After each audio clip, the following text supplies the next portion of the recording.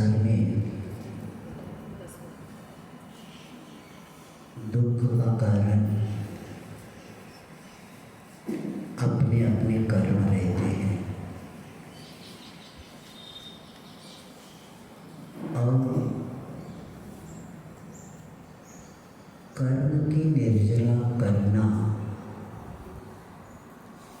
ये हर जीव का लक्ष्य होना चाहिए।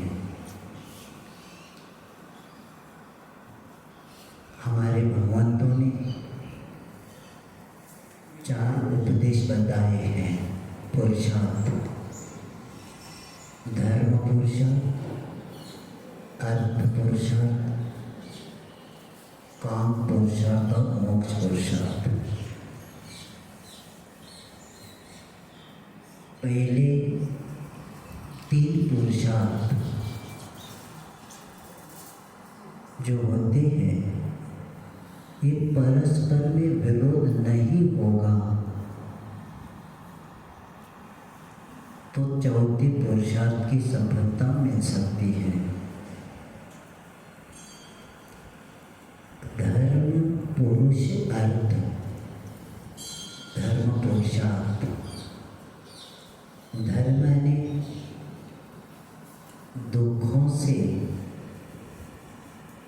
आत्मा को सुखों में पहुंचा देता है। उसको क्या बोलते हैं? धर्म बोलते हैं। और ऐसे धर्म ही हमारा जीवन का लक्ष्य रहेगा। धर्म पुरुष, पुरुष ने आत्मा, धर्म पुरुष अर्थ, अर्थ ने प्रयोजन। अनेक आत्मा का प्रयोजन है कर्म की निर्जला करना। इसको क्या बोलते? धर्म पुरुषार्थ। और क्षत्र चूड़ामणि ने बताया है कि पहले 3 पुरुषार्थ एक दूसरे को विरोध न होते हुए करेंगे तो चौथा पुरुषार्थ आपका प्राप्त हो सकता है। अभी क्या होता है?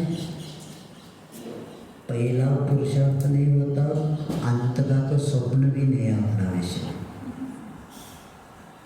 तो अर्थ और काम पुरुषार्थ हर जीव का लक्ष्य। विषय वासना और अर्थ कमाना, अर्थ पुरुषार्थ।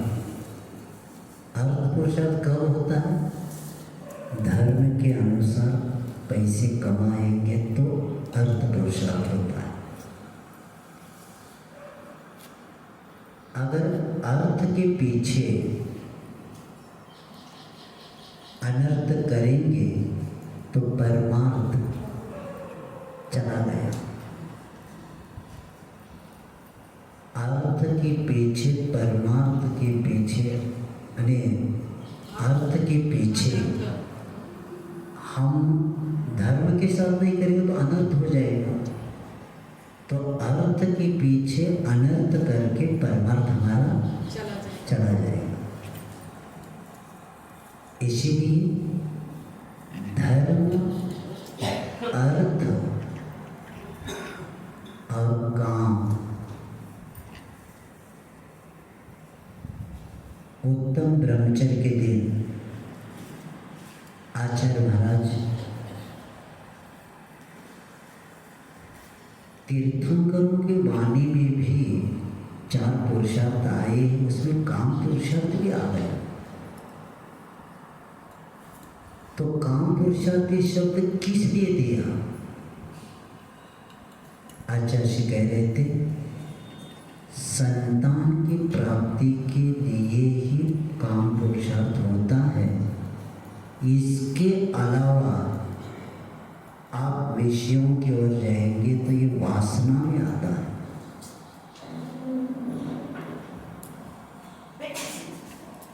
अरे हम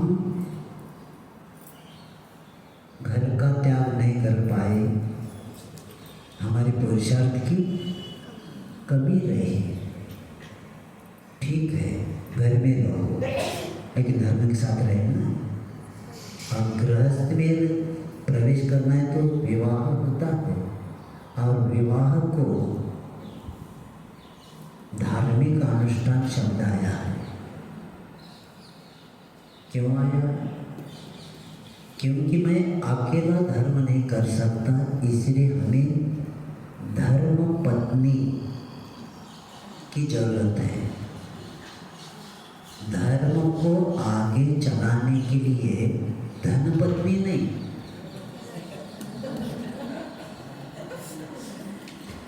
पहला पैकेज पूछते हैं और पैकेज पूछ के ही पैक हो जाते हैं। लेकिन बच्ची को पूछा पैकेज कितना है, लेकिन गुण है क्या पूछा कैसे?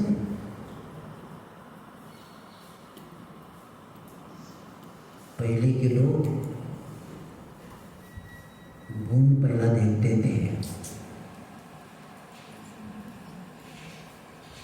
और मैंने यहाँ तक देखा है जब बच्चियों को देखने को आते थे ना, उसको चलने को भी कहते थे सामने।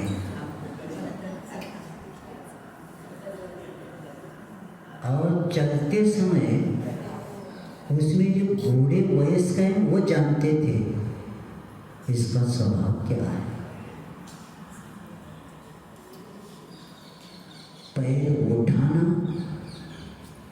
कब उठाती, कितना चलती है, इसके द्वारा भी गुणवत्ता है कि दुर्गुण है, ये पहले के लोग जानते थे।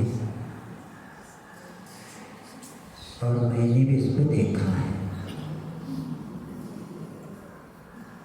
इसलिए मैं ऐसी हूँ, मैं वैसा हूँ, तुम्हारा चाल ही बता दे तुम क्या हो, तो हम क्या समझाएंगे। इसलिए मैं व्यक्ति को बहुत जल्दी परख करता हूँ, और इसीलिए तब जाकर उस काम पुरुषार्थ जो शब्द आता है ना, तब जाकर सिर्फ संतान के लिए ही ये कार्य होता था, उसके अलावा नहीं होता था। इसीलिए तो गुणवान बच्चे जन्म लेते थे। पुराण में आता है, आपने वैद्य भविष्यवाणी जो विशेष ज्योतिषा रहते ना अपने दरबार में, उनको पहला पूछते थे आज का मुहूर्त ठीक है क्या बता।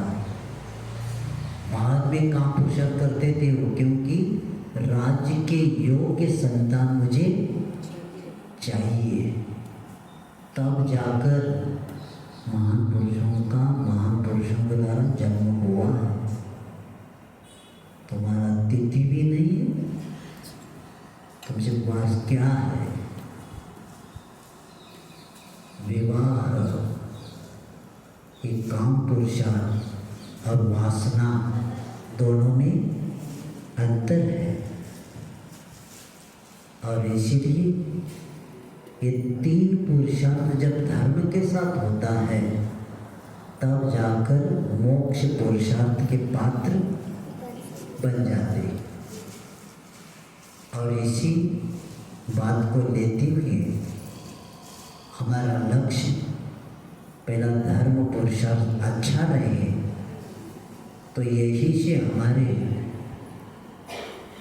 दुर्गुण और सुगुण का प्रारंभ यहीं से होगा। और इसीलिए यह बताया जा रहा है कि जब तक हम देव का निर्णय नहीं कर पाते तब तक धर्म का निर्णय हमारा हो ही नहीं सकता। हमारे जीवन में शुभ विचार, शुभ आचार, शुभ गुण, शुभ लक्ष्य और शुभ गति कब प्राप्त होगी? जब वीतराग पर विश्वास ही, यानी वीतराग पर विश्वास ही शुभ गुण, शुभ विचार, शुभ आचार, शुभ लक्ष्य और शुभ गति की प्राप्ति हो सकती है। अगर हमारा विश्वास वीतराग पर नहीं है तो आप 3 काल में भी अपने जीवन का लक्ष्य बना नहीं सकते। और वीतराग पर विश्वास रखने वाला व्यक्ति ही अपने जीवन का लक्ष्य बना सकता है। हमने रत्न श्रावकाचार्य में बताया था कि जब तक बादल छाए हैं और जब तक बादल छाए हैं तो 12 भी बजे तो भी सूर्य की किरण नीचे नहीं आती, और निखार के ऊपर राख अगर छाई है तो उसका निखारा छुप जाता है। उसी तरह वीतराग पर जब तक अविश्वास रहेगा तब तक आपके शुभ भाव नहीं होंगे, शुभ लक्ष्य नहीं बनेगा, शुभ गुण नहीं होंगे और आगे जाकर शुभ गति की प्राप्ति नहीं हो सकती। इसीलिए वीतराग का विश्वास ही हमारे इस जीवन को उज्जवल बनाने वाला है। और इसी बात को लेके हमें परमात्मा को ही अपनाना है, प्रपंच में रहने वालों को नहीं अपनाना है। श्रद्धानां परमार्थानां, समर्थ भद्राचार्य कहते आपका श्रद्धा कैसा होना चाहिए? परमार्थ भूत होना चाहिए देव गुरु शास्त्र के ऊपर। परमार्थ वह होता है कि जिनके ऊपर हम देव समझ के श्रद्धा कर रहे उनका संबंध परमार्थ से होना चाहिए, प्रपंचा से नहीं होना चाहिए। यानी वह गृहस्थ नहीं होना चाहिए, परिग्रह वाले नहीं होना चाहिए। अगर परिग्रह वालों को देव आप मानेंगे तो आचार्य कहते हैं उनमें और हमारे में क्या अंतर है? वो भी गृहस्थ जैसे है, उसके पास भी परिग्रह है, और परिग्रह रखने वाले 2 दिन के पूर्व में इस विषय को बताया था कि परिग्रह के बारे में बताया है कि शास्त्रों में यहाँ तक कहा है अगर परिग्रह वाले सोचते होंगे कि हम इस परिग्रह के द्वारा हम सुखी हो जाएंगे, तो उदाहरण बताया है क्या कपड़े के ऊपर लगा हुआ खून रक्त को धोने के लिए रक्त के द्वारा कभी वह धोएंगे क्या? नहीं धो सकते। यानी शरीर पर लगे हुए उस खून को हम उस रक्त के द्वारा साफ नहीं कर सकते। उसी तरह आचार्य कहते हैं कि हम कभी भी परिग्रह के द्वारा आत्मा को शुद्ध बना ही नहीं सकते, क्योंकि आत्मा को पतन कराने वाला परिग्रह है। जो आत्मा को चारों तरफ से चपेट में लेता है उसको क्या बोलते? परिग्रह बोलते। तो उसके द्वारा कभी भी नहीं हो सकता। और परिग्रह वालों को जैन दर्शन में अर्श परंपरा में बताया है कि अर्श परंपरा में कपड़े वालों की मान्यता नहीं है, क्योंकि आज का ये युग है, भौतिकता से प्रभावित है और अज्ञानी नेताओं के हाथ में हमारे समाज की डोर है। जो कुछ तत्व नहीं जानता और समाज का संचालन करने की कोशिश बड़े बड़े हमारे जो संस्थाएं हैं, जो जैन धर्म के लिए दिशा बोध, जैन धर्म के लिए उद्धार करने के लिए इनको नेता को रखा लेकिन नेता एक भी नहीं जानता सात तत्व क्या है। ऐसे लोगों के कारण ही जैन धर्म का ह्रास होता जा रहा है। और संस्थाएं जितनी हमें पंथ को लेके चल रही है, पथ को लेके नहीं चल रही। और इसी के कारण ये दिनों दिन ह्रास होने का कारण यही है कि समाज स्वाध्याय की ओर अपना लक्ष्य नहीं रखती। लेकिन आप इस श्रुत पंचमी धूमधाम से बनाएंगे। अभी 2-3 दिन में आए 24 तारीख को सब शास्त्र ढूंढ के निकालेंगे और उसको सिर पर लेंगे, जुलूस निकालेंगे, पूजा करेंगे और कहेंगे तुम में रो मानव में रहे।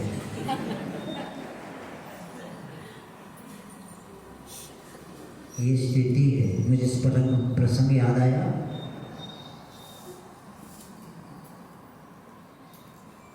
प्रवचन पंडित जी कर रहे थे,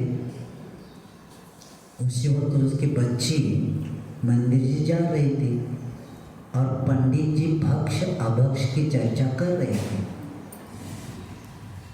वो बच्ची जा रही थी, उसी वक्त विषय आया था कि बैंगन नहीं खाना तामसिक होता है।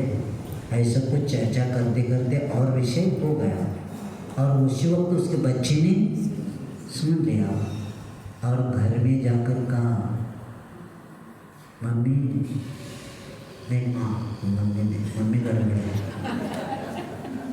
माँ, पिताजी बता रहे थे आज शास्त्र में आया था कि बैंगन नहीं खाना चाहिए। हाँ बहुत अच्छा बताया। उसके बिना वो खाते नहीं थे। आज शास्त्र में उनको मालूम होगा तो उस दिन सब्जी दूसरी बनाए। पंडित जी आ गए शास्त्र वाचन करके और भोजन को बैठ गए हाथ पैर धो के और थाली में देखा क्या क्या है। मैंने पूछा क्यों आज बनाए नहीं क्या? क्या मालूम नहीं आपको? हाँ वो बैंगन बनाने वाले थे, लेकिन बच्ची कह रही थी शास्त्र में आया था कि बैंगन तामसिक होता है और आज शास्त्र में आने करना आपको ज्ञात नहीं होगा, आज अज्ञान होगा आपको। इसलिए हमने अरे जानते नहीं भाई, तुम जानते नहीं पुराण की बातें पुराण में। पहला बैंगन लाओ उसके बिना में बनाओ जल्दी। ये है पुराणातली वांगी पुराणात, मराठी में कहावत है। पुराणातली वांगी पुराणात, यानी पुराण में बता हुआ बैंगन पुराण में है, पहला लाओ। ये ऐसी स्थिति है हमारे समाज की। लेकिन शुद्ध पंचमी धूमधाम से मनाएंगे, लेकिन शास्त्र की एक बात भी आचरण किस काम का। तो इसीलिए पहला हमारा निर्णय वीतरागता का होना चाहिए। और इसीलिए कल पूरा विषय इसी पर बताकर आए थे कि जैन दर्शन तो छोड़िए कि वैदिक साहित्य में भी बताकर आए। भागवत का आदि विषय भी बताए थे और प्रमुख ये यहाँ तक बताए थे कि ऋग्वेद है, वेद है, पुराण है, कुरान है आदि का विषय दिया था। और यजुर्वेद का एक विषय आपके सामने रख रहा हूँ कि वेदाहमेतं पुरुषं महान आदित्य वर्ण तमस पुरस्तात् तमेव निधि प्रति मर्तमेनि नान्य पथ्या विद्यते नियम। यजुर्वेद के अध्याय नंबर 31 मंत्र नंबर 8 उसमें बताते मैंने उस महापुरुष को जाना है जो सूर्य के समान तेजस्वी, अज्ञान आदि अंधकार से दूर है। उसको मैं जानकर मृत्यु से पार हुआ जा सकता है और मुक्ति के लिए अन्य कोई और मार्ग नहीं है। ऐसे करके उस ऋषभनाथ देव के प्रति वहाँ ये शब्द करके बताते हैं कि संसार में इन्हीं के द्वारा ही कार्य हुआ। और ऋग्वेद में यहाँ तक बताया है कि हे आत्मदृष्टा, परम सुख पाने के लिए तेरी शरण में आता हूँ, क्योंकि तेरा उपदेश और वाणी पूज्य और शक्तिशाली है। उनको मैं अवधारण करता हूँ और हे प्रभु, सभी मनुष्य और देवों में तुम्हें पहला हो, इसलिए मैं आपको नमस्कार करता हूँ। ऐसे ऋग्वेद में, क्योंकि कई लोगों की मान्यता है कि ऋग्वेद अपौरुषी मानते हुए हो।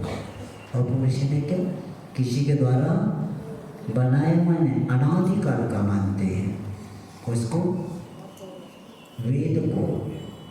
लेकिन जब हमारे तीर्थंकरों के नाम आ रहे हैं तो ये अपौरुषी कैसे होगा? अपौरुष यानी अनादिकाल का। किसने लिखा? नहीं, बिना वाणी से कौन जान सकता है? और जब हमारे तीर्थंकरों का, विशेष करके अजितनाथ भगवान, ऋषभनाथ भगवान और अरष्टनेमी आदि का भी जाप आता है ऋग्वेद में। जब हमारे तीर्थंकरों का नाम आता है तो अपौरुषी कैसा है, इसके लिए भी बहुत विद्वानों ने अच्छे अच्छे लेख लिखे हैं। और ऐसे लेख जब अपने को मिलता है तो इतना आनंद आता है, क्योंकि रेफरेंस के साथ ही अपने को आगे बढ़ना चाहिए। क्योंकि रेफरेंस देखे बिना सामने वाला व्यक्ति उससे प्रभावित नहीं होता। तो अग्नि पुराण है, शिव पुराण है और नारद पुराण है, प्रभास पुराण है, वायु पुराण है आदि में इसके बारे में सब जगह उल्लेख किया है। तो इसलिए पहले दिन से हमने ये भविष्य को बताए थे। और यहाँ तो मैं बताना चाहता हूँ कि ऐसा भी एक लेख निकला है कि आदि संगीत गुरु ऋषभदेव यानी ब्राह्मी लिपि के जनक ऋषभदेव और कृषि के पहले उपदेशक ऋषभदेव, आयुर्वेद के उपदेशक ऋषभदेव, भावावेश। लेकिन जैन समाज इसका प्रचार नहीं करती। मैं, मेरा परिवार, मेरा व्यापार, इसके अलावा हमारा विषय दूसरा है ही नहीं। इसीलिए हमें बार बार इसका क्या करना पड़ रहा है, अध्ययन करके सबके सामने रखने का विषय आगे आ रहा है। और ये आप लोग भी इसके बारे में जो विद्वान लोग हैं इसके लेख भी लिखना चाहिए, तब जाकर, क्योंकि महाराष्ट्र में लक्ष्मी शास्त्री उनके जो महाराष्ट्र कोश है उसमें हमने पढ़ा कि ब्राह्मी लिपि के कहाँ से आई, ग्रीक देश से आ गया। ग्रीक देश क्या जानता है? ऋषभदेव के द्वारा ब्राह्मी पुत्री को लिपि बना, इसलिए उसको क्या कहा, ब्राह्मी लिपि का।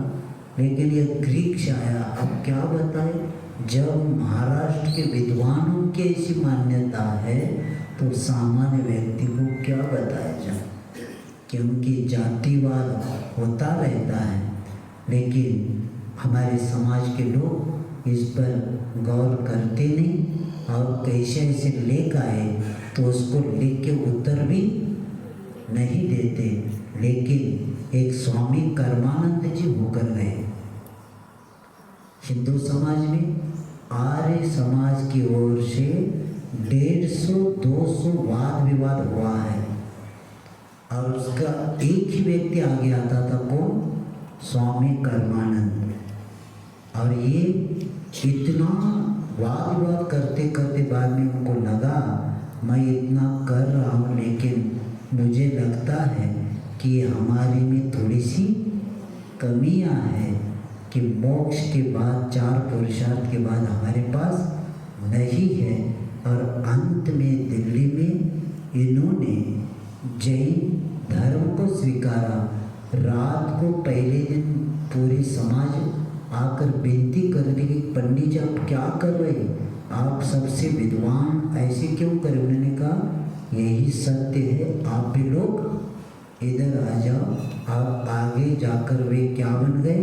एक क्षुल्लक जी भी बन गए, धर्म का प्रचार किया। और उन्होंने भगवान ऋषभदेव और वेद, एक लेख मुझे कहीं पुरानी पत्रिका में मिला था, तो उन्होंने कहा है कि ऋषभदेव के बारे में ऋग्वेद आदि का रेफरेंस देते उन्होंने कहा है कि लेख बड़ा न बने, इसलिए मैंने जो जो रेफरेंस दिए हैं ये महत्वपूर्ण है। ऋग्वेद में उन्होंने एक जगह को बताया कि अनवार्णम ऋषभ मध्र जिह्व बृहस्पति वरदाय नवमके अध्याय 23 में वे कहते हैं मितभाषी ज्ञानी स्तुति योग्य ऋषभ को पूजा साधक मंत्रों के द्वारा वर्धित करो, वे स्तोता को नहीं छोड़ते। और ये बता के उन्होंने कहा कि संसार में यही शुद्ध सर्वज्ञ ऋषभ ही हमारे क्या है ऊपर ऐसी कृपा करो कि हम कभी नष्ट न हो, ऐसे उल्लेख ऋग्वेद में आया है। और वहाँ आप ही यही औषधि है, यानी हे मनु स्वयं भी ऋषभ देवी है। हे मनु तुम्हारी जो निर्मल औषधि है, उस औषधि को हमारे पिता मनु ने चुना था, वही सुखकर और भय निवारक औषधि हम चाहते हैं। और ये मनु स्वयं ही ऋषभ देवी है। और यही अनेक प्रमाणों से सिद्ध किया जा चुका है कि यहाँ श्री ऋषभ देव जी का ही वर्णन है। यही औषधि क्या है, इसके लिए उन्होंने बताया कि हे ब्रज ऋषभ शरण, तुम संपूर्ण उत्पन्न पदार्थों में अधिकतर शोभायमान हो। ऐसे इतना विषय, लेकिन मेरे पास समय कम है, तो चाहिए तो इसका लेख को झलस करके आप लिख सकते। और ऐसे ऋषभ ही हमारे लिए कार्यकारी है। ऐसे ऋग्वेद का लेख कर्मानंद स्वामी ने लिख के हम लोगों के लिए ज़्यादा हम कहाँ मिलेगा अपने को। जो विद्वान सदा वो पढ़ता था उनके द्वारा रेफरेंस मिलने के बाद अपने को देखने की क्या जरूरत है। और अर्थ उन्होंने बनाया कि जो जो ऋषभ शब्द आया है वह आदिनाथ भगवान से ही संबंधित है और किसी से संबंधित नहीं। ऐसे करके विद्वानों ने भी इस बात को ये किया कि वेदों में आदि जहाँ जहाँ ऋषभ शब्द आया है, ये ऋषभ शब्द को कई विद्वानों ने नहीं समझा और वहाँ उन्होंने और किसी के साथ जोड़ा, ये ठीक नहीं, ऐसे विद्वानों ने लिख लिखे। तो इस तरह यहाँ देव का वर्णन हुआ, क्योंकि परमात्मा जो शब्द आता है परार्थक सबसे उत्कृष्ट, परमात्मा परने क्या सबसे उत्कृष्ट, माँ अर्थात अनंत चतुष्टय, अनंत दर्शन, अनंत ज्ञान, अनंत सुख और अनंत वीर, ये अंतरंग लक्ष्मी और समोशरण आदि बाह्य लक्ष्मी से विशिष्ट आत्मा को क्या बोलते? परमात्मा बोलते। इसके अलावा परमात्मा शब्द कहीं पर भी नहीं लगता।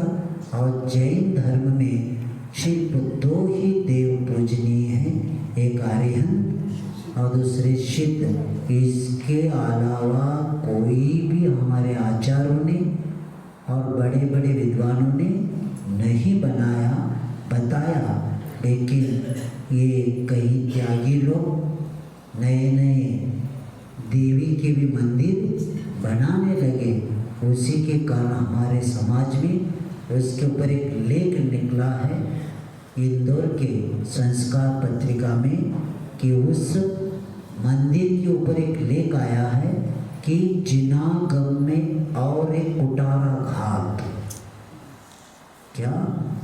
जिनागम पर कुटारा घाट। क्योंकि हमारे जैन दर्शन में कहीं पर भी तीन लोक में भी कहा जाए तो भी चलेगा, मध्य लोक नहीं, तीन लोक में भी कहा जाए तो चलेगा कि जिनेंद्र भगवान के अलावा किसी का मंदिर नहीं बना है जैन दर्शन में।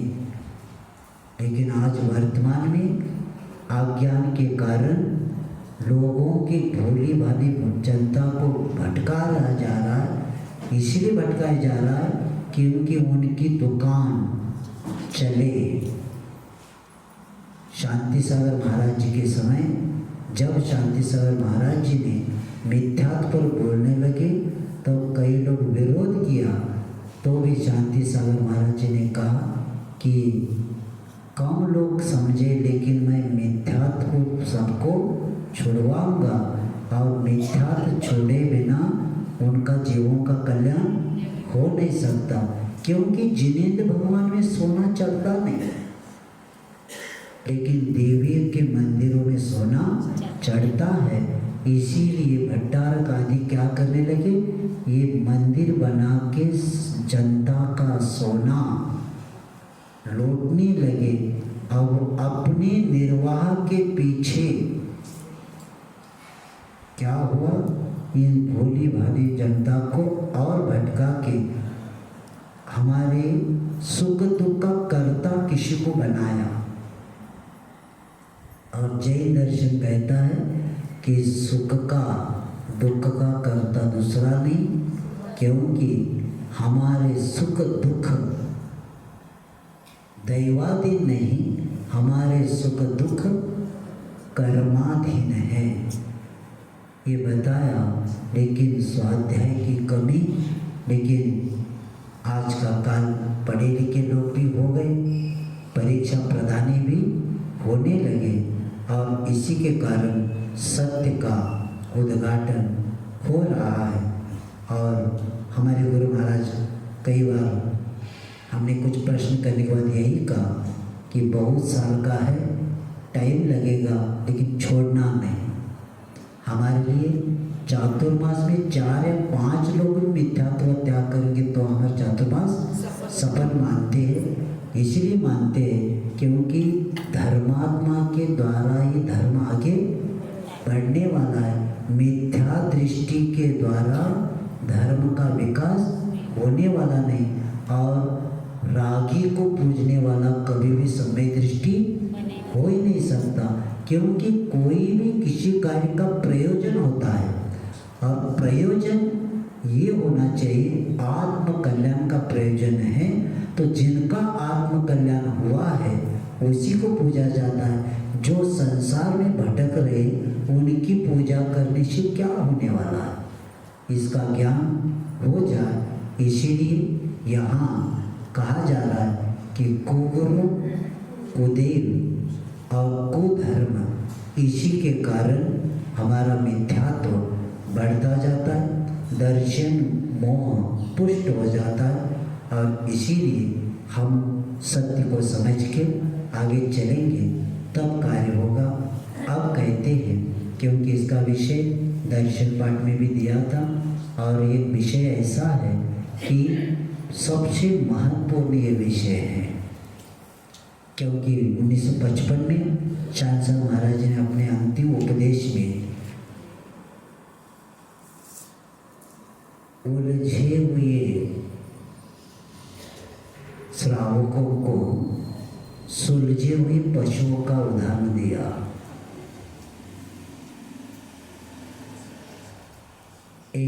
कुत्र्याने नमोकार मंत्र ऐकल्यानंतर देवगती जाऊ शकतो.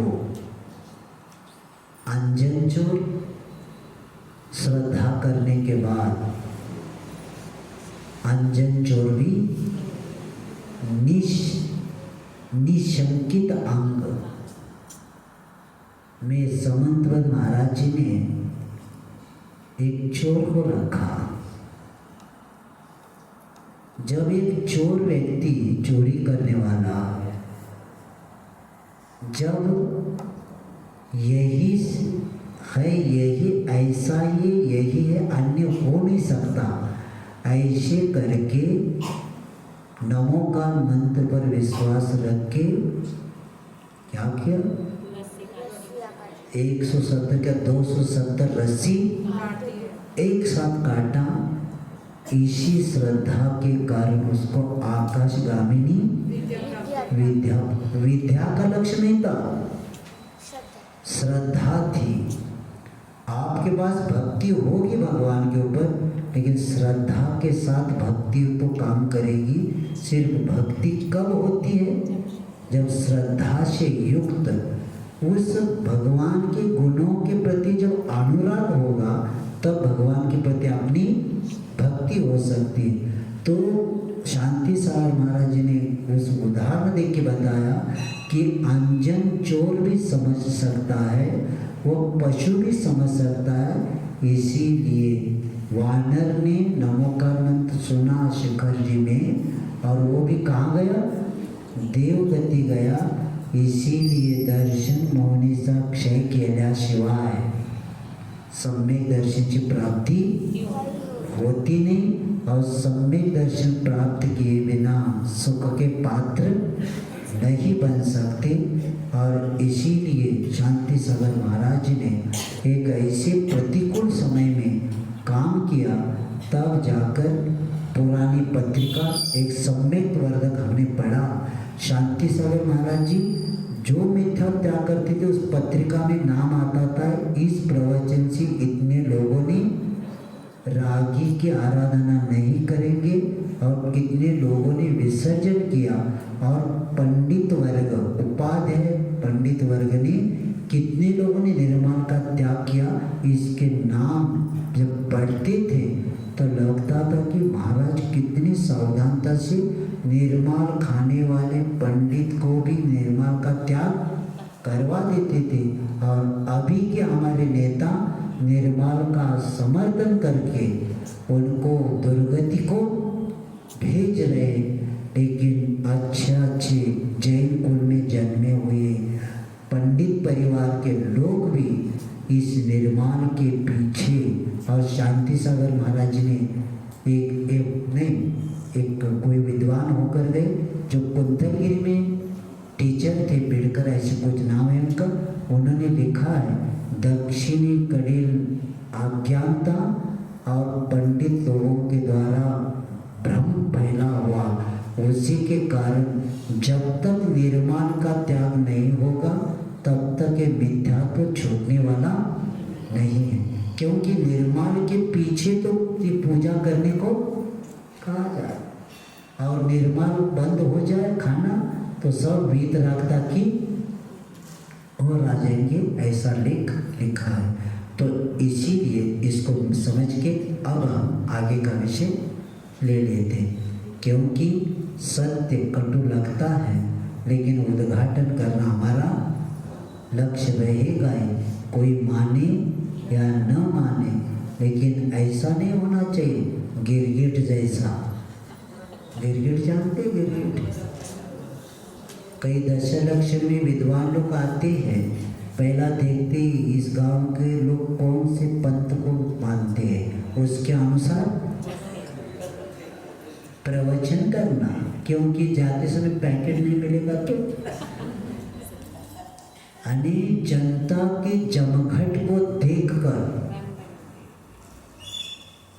तोता क्यों रोता, आचार्य सिंह का कविता संग्रह है, उसमें पढ़ो. गिरगिट के बारे में आचार्य लिखते हैं, आज के वर्तमान के वक्ता ऐसी भी है, गिरगिट जैसे रंग बदलते हैं सामने की जमघट को देखकर. लेकिन हमें गिरगिट नहीं बनना है।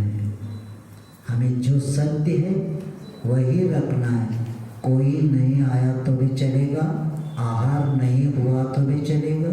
मैं इसलिए बताया कि मैं दक्षिण में था, एक महाराज को किसी व्यक्ति ने कहा महाराज मिथ्यात्व बोलो, तो महाराज जी ने कहा मैं ये मिथ्यात्व बोलूँगा तो मेरा आहार नहीं होगा। इसीलिए कई महाराज प्रवचन मिथ्यात्व नहीं बोलते। मैं सत्य घटना रख रहा हूँ, लेकिन मैं तो डंकी की चोट पर खड़ा होता हूँ। आहार के लिए हमने घर नहीं छोड़ा, हम धर्म के लिए घर छोड़े, कल्याण के लिए। और इसीलिए सबसे विरोध अपने को होता ही, लेकिन गुरु महाराज ने सूत्र दिया था। क्या दिया था? बहुत साल का है, टाइम लगेगा, लेकिन छोड़ना नहीं। और कल आपने देखा हुआ दक्षिण के लोग आए थे, क्या कितने प्रतिमाधारी लोग थे, कितनी जिन शासन की प्रभावना हुई है। उसका एक ही कारण है, सत्य धर्म का उद्घाटन ही जिन शासन की प्रभावना के लिए कार्यकारी होता है। असत्य से कभी भी कभी क्या नहीं होता, जिन शासन की प्रभावना नहीं हो सकती। तो ऐसे कुदेव के बाद अब बताया जा रहा है कि कुधर्म का लक्षण और ग्रहित मिथ्या ज्ञान, इसके बारे में आगे बताया जा रहा है। रागादि भाव हिंसा समेत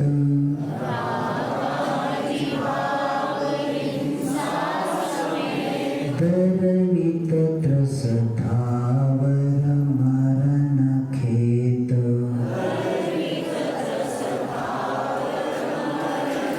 जे क्रिया तिन्हि जानो कुधर्म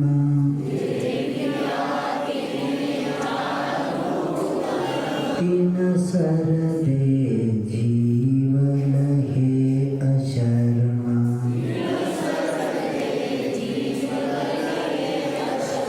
याको गृहीत मिथ्यात्व जान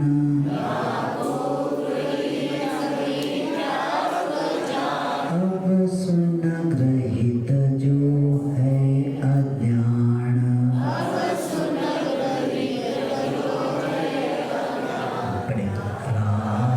रागादि भाव हिंसा समेत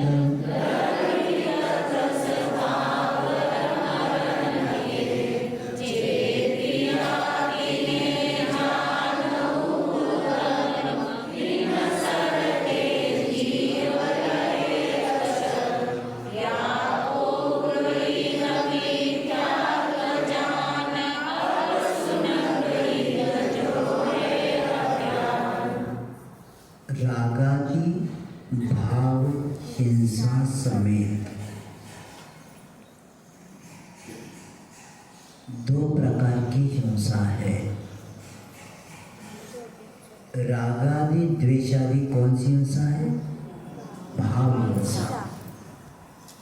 और त्रस धावरों के मरण के घात के जो स्थान है, दर्वित समेत सहित, यानी उसको द्रव्य हिंसा सहित जो क्रियाएं होती है उन्हें मिथ्या धर्म कहते हैं।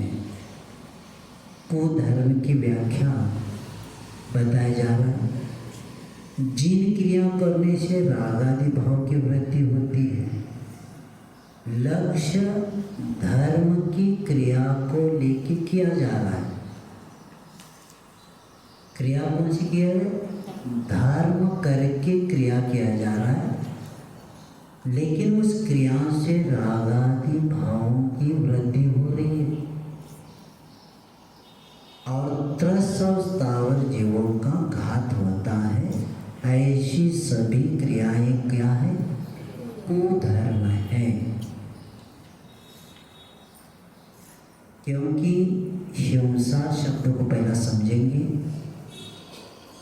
नीतिकारों ने बताया है हिंसा प्रसूतानि सर्व दुखानि।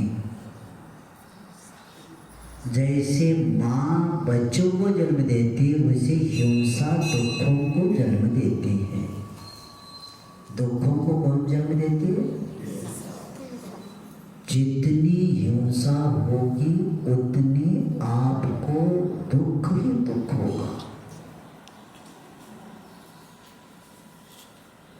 भारत देश पर बहुत लोगों ने राज्य करके निकलते जा रहे हैं और कई लोग भारत को अपना एक ही धर्म को बताने की कोशिश कर रहे हैं और कई लोग पूरे विश्व को हमारा धर्म के साथ बनाएंगे, ऐसा भी लक्ष्य बनाया है। लेकिन सिद्धांत कहता है हिंसा के द्वारा कभी भी इसका अधिकारी नहीं बन सकता। वो कितना भी करे, कितना भी ऊपर उठे, हिंसा करते करते सबको मारते मारते हम अधिकारी बनेंगे? सिद्धांत कहता है नहीं बन सकते। बाद में आपस में एक दूसरे को मार के वही मरेंगे, क्योंकि सत्य में जयते, ये सिद्धांत है।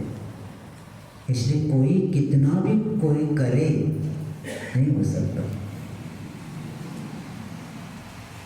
तो उसी तरह हिंसा के द्वारा कोई राज्य को प्राप्त नहीं कर सकता, अधिकार नहीं जमा सकता, क्योंकि हिंसा करने वाला पहला अपनी ही हिंसा कर लेता है। दूसरे की हिंसा हो या न हो, दूसरे को गड्ढे में डालना है तो पहला खुद गड्ढा अपने को बनाना पड़ता है, और आने वाला गड्ढा देखकर साइड से भी निकल जाएगा। एक से गड्ढा बनाने वाला गड्ढे में पहला खुद जाता है। इसीलिए हिंसा प्रसूतानि सर्व दुखानि, दुखों को देने वाला संसार भी कोई है तो हिंसा है।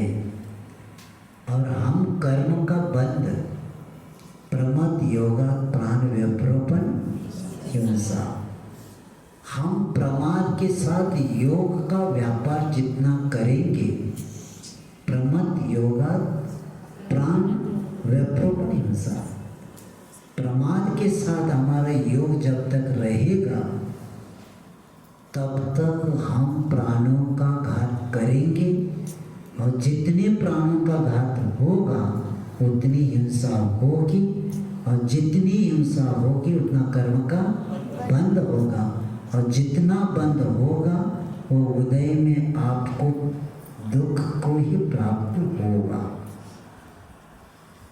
इसलिए भगवान की वाणी हमारे पास है। हमारे आचार्यों ने हिंसा की व्याख्या सिर्फ द्रव्य हिंसा के साथ नहीं किया, प्राणों के साथ किया, प्रमाद के साथ किया, और जहाँ राग द्वेष है वो भी हिंसा में आता है। हमने जीव को नहीं मारा, मारने के भाव की तो भी मर गया हो, मराया मरिया न मरे।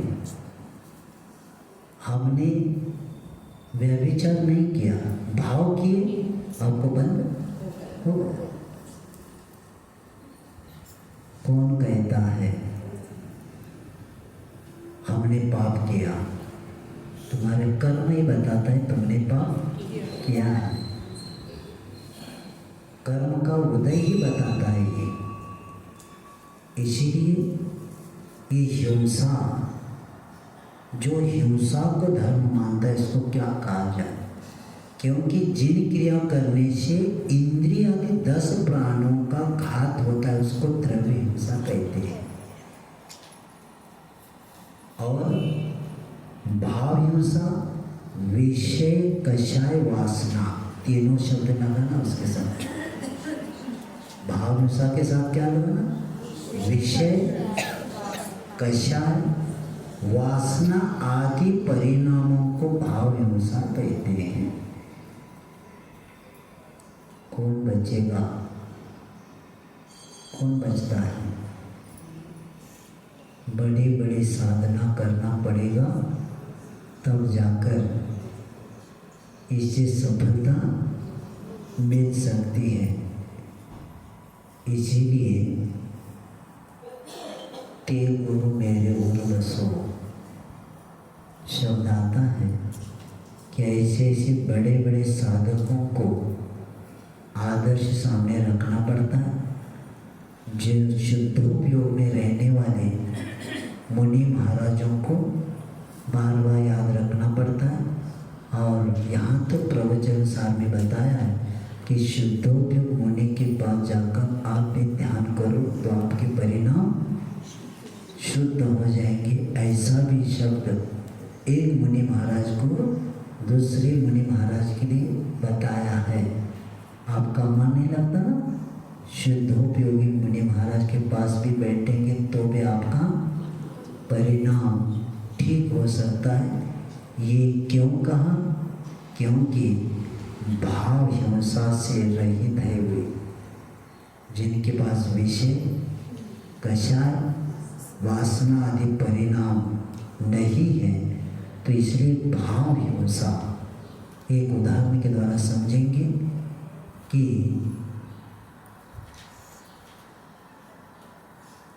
डॉक्टर, ड्राइवर और डाकू,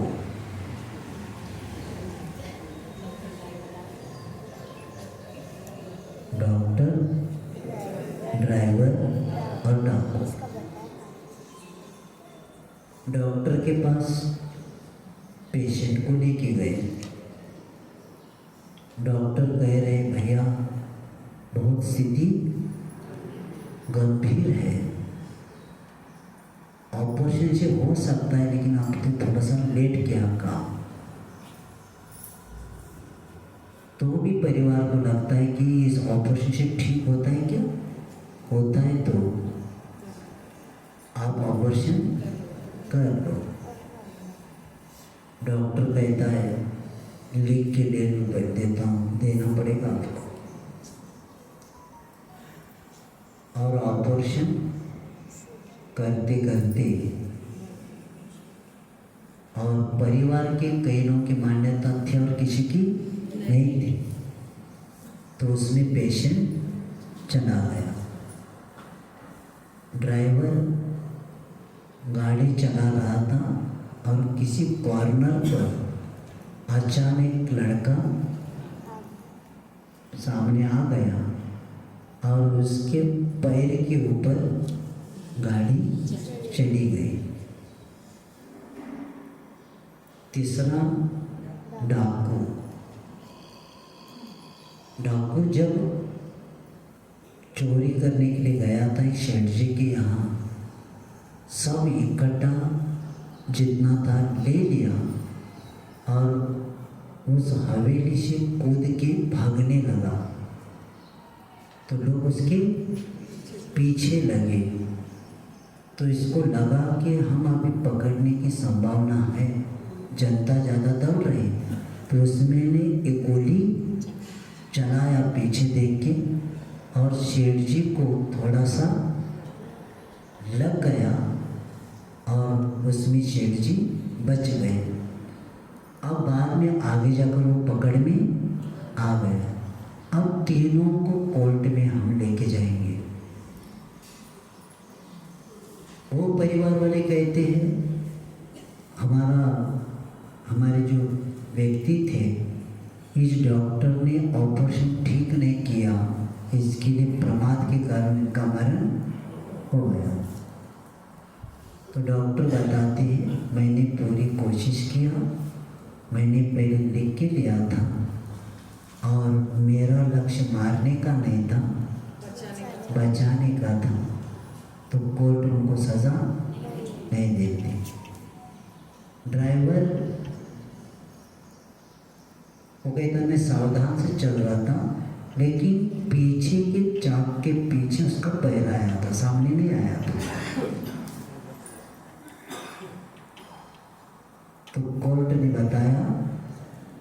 दोष ड्राइवर का नहीं, उस लड़के का है, क्योंकि सामने चाक पर नहीं था, पीछे वाले चाक पर गया, उसको भी सजा नहीं है। अब डाकू ने गोली चलाया, शेठ जी को लग गई थोड़ी, लेकिन मरे नहीं। लेकिन भाव क्या थे? मारने के। इसके लिए पहली द्रव्य हिंसा हो गई, लेकिन मारने के भाव नहीं थे। यहाँ द्रव्य हिंसा हुई नहीं, लेकिन मारने के भाव थे, इसलिए डाकू को सजा हो गई, क्योंकि भाव क्या थे? मारने के थे, लेकिन बच गया। तो भी चोरी भी किया था और ऊपर गोली चलाया, इसलिए उसको सजा हुई। इसको बोलते द्रव्य हिंसा और भाव हिंसा। मारने के भाव नहीं थे तो भी उन पर केस किया गया। तो उन्होंने कहा मैं बचाने की कोशिश किया, लिख कर लिया था, पहले मैंने इनको बताया। उसी तरह द्रव्य हिंसा और भाव हिंसा, यानी मारने के भाव करना भी उस सजा के वो योग्य बनता है, और मारने के भाव नहीं है तो भी उस पर कुछ कहता है तो कहा जाता है इनका दोष नहीं है। तो इस तरह 10 प्राणों का घात जो होता है वही द्रव्य हिंसा है। और इसीलिए आचार्यों ने बताया है कि 4 प्रकार की हिंसा का संसार में होती रहती है। कितने प्रकार की? 4 प्रकार की हिंसा संसार में होती रहती है, जिसको संकल्प हिंसा, आरंभ हिंसा, उद्योगी हिंसा और विरोधी हिंसा। तो ये क्योंकि हिंसा होती है, लेकिन कौन सी, जैसे श्रावक आदि है तो श्रावक भी आरंभ करता है, उद्योग भी करता है, और वह समाज में रहता है, देश में रहता है, तो विरोधी हिंसा भी होती है। तो कौन सी हिंसा का त्याग होता है? तो कहा गया है कि श्रावक को संकल्प हिंसा का त्याग रहता है। यानी संकल्प ने कहा मैं इसको मारूंगा, इस प्रकार का संकल्प करके प्राणों का घात करने को क्या बोलते? संकल्प हिंसा। और आरंभ हिंसा क्या होती? जैसे भोजन बनाना है, झाड़ू लगाना है, घर आदि बनाना है, ये क्रियाएं प्राणों का घात होता है, इसी को बोलते आरंभ हिंसा। और गृहस्थ आरंभ के बिना आगे बढ़ नहीं सकता। लेकिन ये भी कहा है ये क्रिया करते हुए भी सावधानता रखना है, विवेक। जैसे उद्योग है तो उद्योग करने से मछली के व्यापारी बने और कत्तर खाना निकाले, व्यापार में आता है? नहीं। तो उद्योग धन प्राप्ति के लिए व्यापार होता है, लेकिन जो प्राणों का घात होता है इससे उसको उद्योगी बोलते। लेकिन ऐसे उद्योग करना जिसमें हिंसा कम से कम हो। जैसे आचार्य बता रहे थे, हीरे मानिक का खान नहीं लेना, हीरा लेकर बेचना। बर्तन की फैक्ट्री नहीं बनाना, बर्तन बेचना, तो क्या हो जाएगा? उसमें आरंभ ज़्यादा होता है, इधर आरंभ कम होता है। यानी क्रिया करना है जिसमें कम से कम प्रतिक्रमण दिन में किए हुए दिनचर्या के द्वारा वो पाप क्या हो जाए? नष्ट हो जाए, ऐसे काम करना। तो उद्योग व्यापार भी ऐसे करना कि उससे हम ज़्यादा से ज़्यादा बचें। और विरोधी हिंसा, क्योंकि आप कहेंगे हमारा अहिंसा धर्म है और सामने वाले ने मार दिया तो इस हमारा अहिंसा धर्म है। अन्याय के विरुद्ध खड़ा रहना पड़ेगा, हमारे जितने भी क्षत्रिय हैं, क्योंकि अजैनों की मान्यता है कि अहिंसा धर्म पालने वाले लोग देश के लिए कुछ नहीं करते, लेकिन हमारे स्वतंत्र सेनानी कितने होकर गए, क्योंकि ये जो अन्याय के विरुद्ध अधर्म के विरुद्ध लड़ने को कहा है। हमारे जैन दर्शन में ऐसे ऐसे सेनापति राजा हो गए कि युद्ध किया, करते करते प्रतिक्रमण का समय आया तो सब छोड़ के ये दिया, दे दिया, ते दिया, चौरिंद्रिया, पंचेंद्रिया सबसे माफी मांग रहे, और इधर तो हनामारी किया। ये क्यों किया? ये अन्याय के विरुद्ध किया, लेकिन प्रतिक्रमण में एक इंद्रिय से लेकर पंचेंद्रिय के क्या क्षमा मांगी और क्षमा किया। ये है जैन दर्शन की विशेषता। लेकिन इसका ज्ञान नहीं होने के कारण और हमारे समाज में इतने स्वतंत्र सेनानी हो गए। हम जब इसके ऊपर थोड़ा सा काम कर रहे थे तो कई लोगों को स्वतंत्र सैनिक जो मिले, हमने कहा आपका पूरा रिकॉर्ड दे दो, किताब छपने वाली है। एक कपूरचंद जी जैन खतौली वाले और उनके घर वाले दोनों ने मिलके स्वतंत्र संग्राम में जैन एक किताब 2 भाग निकाल रहे थे। उसके लिए कई दक्षिण में मैं इकट्ठा कर रहा था। कई स्वतंत्र सेनानी मिले, उनका नोंद नहीं शासन में। तो हमने कहा आपने क्यों नाम बदले? बताया महाराज हमें शासन से पैसा नहीं चाहिए, हमने हमारा कर्तव्य देश के लिए किया, लेकिन नोंदनी नहीं किया। और कई लोगों ने बताया कि रेलवे को लूटा था, तो जिन्होंने लूटा वो घर में जाकर बैठ गए, और जो देखने को गए तो कुछ मिल गया, लोहे का कुछ वस्तु वो जानवर बांधने के लिए लाया था। और बाद में शासन ने कहा उस रेलवे को लूटने के कौन थे, तो ये लेकर गया। कौन? जो रेलवे से लूटने के बाद जो कुछ मिला था ना, लोहा, वो जानवर बांधने के लिए तो यो लेकर गया, मैं गया था। और जो गया था वो कहता हमें शासन के पैसे ही नहीं चाहिए, उन्हें नाम नहीं दिया। और जो नहीं हुआ वो लेके गया, वो स्वतंत्र सेनानी बन गए पेमेंट लेने के लिए। यानी जैन समाज के लोग कितने प्रामाणिक, हमें शासन का पैसा नहीं चाहिए, राष्ट्र धर्म का पालन हमने किया। ऐसे भी स्वतंत्र सेनानी भरे हुए हैं जैन समाज में। उसकी लिस्ट बनाई जाए ना तो अन्य समाज वालों को पता चलेगा कि जैन समाज ने स्वतंत्र सेना में कितना काम किया। तो ऐसे विरोधी हिंसा, अन्याय के विरुद्ध हमला करके, बचा करके अपने ऊपर हमला करने के बाद उसको विरोध करना ही पड़ेगा, इसलिए विरोधी हिंसा। तो ऐसे गृहस्थ 3 हिंसा 4 में संकल्प हिंसा का त्यागी होता, तो भी अत्याचार दया भाव रखते हैं तथा स्थावर जीवों की हिंसा से भी सदा बचते रहते। यही विशेषता उनकी है। और इसमें से एक उदाहरण है, बताया है एक मछली मारने वाला व्यक्ति सुबह से शाम तक जाला फेंकता था, खींचता था, एक भी मछली नहीं आई। और इधर एक किसान ने 10 एकड़ या 5 एकड़ खेत में अपने बैल के द्वारा खेत में जुआ यानी हल चलाया। तो आचार्य कहते हैं सुबह से शाम तक जिन्होंने जाला फेंका और एक भी मछली नहीं आई, और किसान ने 5 एकड़ खेत में हल चलाया, हिंसा किससे ज़्यादा हुई?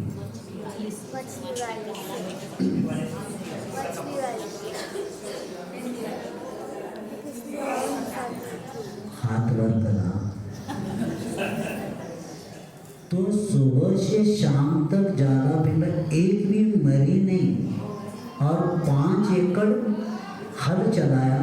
तो कहते हैं सबसे पाप किया मछली वाले, कि उनका संकल्प हिंसा का संकल्प था जो आए उसको मैं मारूंगा। और किसान का मारने का लक्ष्य नहीं था, वो किसमें था? आरंभ आदि में आता है, इसीलिए उसको दोष नहीं लगता। लेकिन जिन्होंने एक भी मछली नहीं मारी उसको महापाप लग गया। ऐसा अचल द्रव्य हिंसा और भाव हिंसा को बताते हुए इन्होंने होते हुए भी इनको दोष नहीं लगा और उन्होंने नहीं करते हुए भी संकल्प था, इसलिए उसको दोष। बाकी का विषय कल समय का